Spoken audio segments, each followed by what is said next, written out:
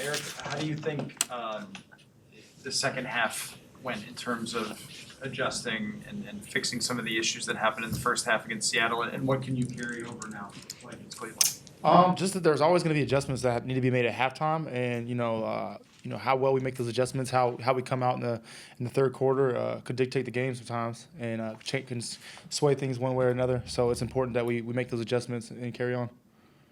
Yeah, defensively, do you guys feel like you put together a complete game at this point, or are you still kind of looking for? Yeah, I mean, there's always going to be things in the game that happen. You have to make adjustments too. But yeah, it's about playing complete, and we're heading to our fourth game, so got a little bit experience under our belt playing together. So who knows.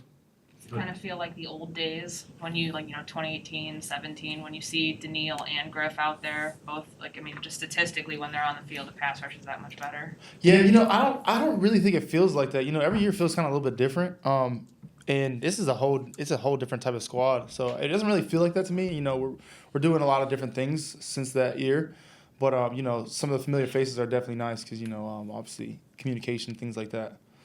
What do you see just from the guys in front of you though? How especially the second half when we talk about adjustments, the pass rush. They're in a situation where they have to throw, so obviously Tease sets everybody up to do that. But how effective the pass rush was that second half, and with those two. Oh, it's crucial. Those guys are experienced for sure, and the guys in the middle as well. Applying pressure is huge as far as getting those wins late in the third and fourth quarter, especially when we're up a little bit. Eric, a few games into playing behind Michael and Dalvin now, how has that impacted your ability to do your job, especially against the run when you have those two guys in front of you? Yeah, I just be able to get a run around. You have to obviously deal with those guys. And I remember there was a play last week where I thought I was going to make the play, but Dalvin, not only did he close his gap off, but he also made the play as well. So it's just having that extra blanket, is nice. You get a nice stretch of games at home now, but last year you were playing against offenses without crowd noise, without anything.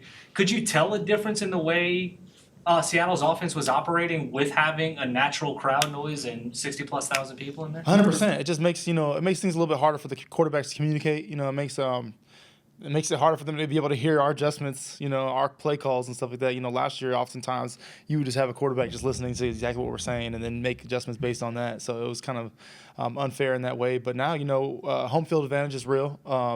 And we got to take advantage of that, especially with our crowd.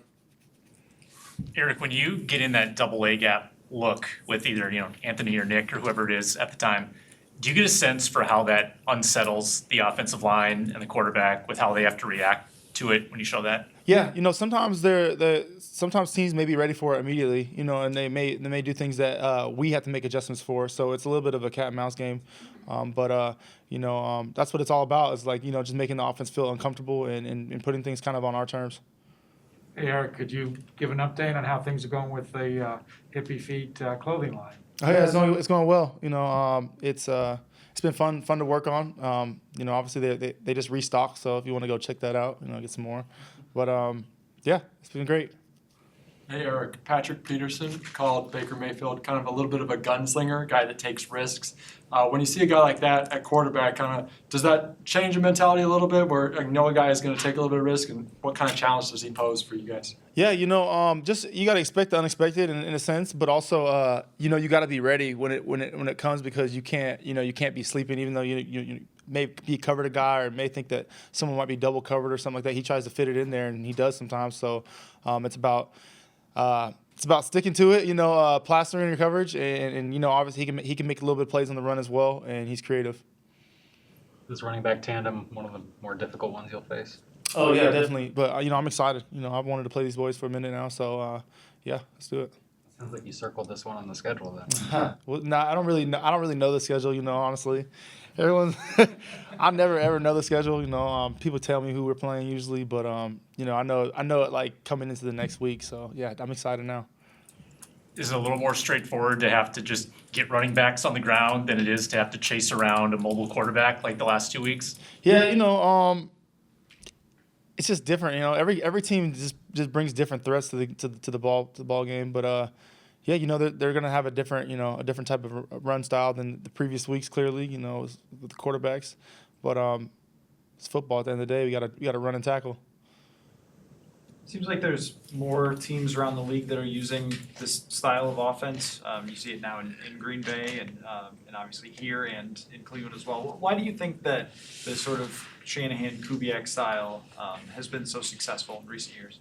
If you can get a good run game going, sets of the play action, sets of big plays down the field.